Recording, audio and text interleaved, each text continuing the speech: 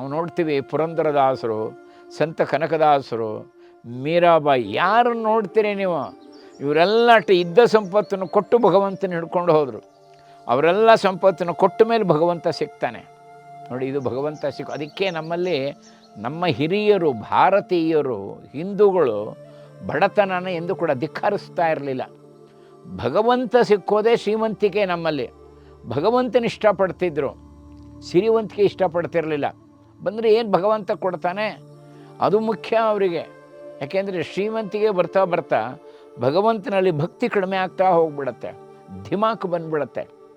ಆದರೆ ಬಡತನದಲ್ಲಿ ಭಗವಂತನ ಚಿಂತನೆ ಹೆಚ್ಚಿರುತ್ತೆ, ವೈರಾಗ್ಯ ಪ್ರಾಪ್ತಿಯಾಗುತ್ತೆ.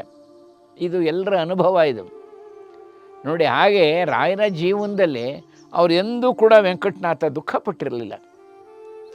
ಭಗವಂತನ ಈ ಅನುಗ್ರಹ ಕ್ಷೀರ ಭಗವಂತ ನಿವೇದನೆ ಮಾಡ್ತಾರೆ.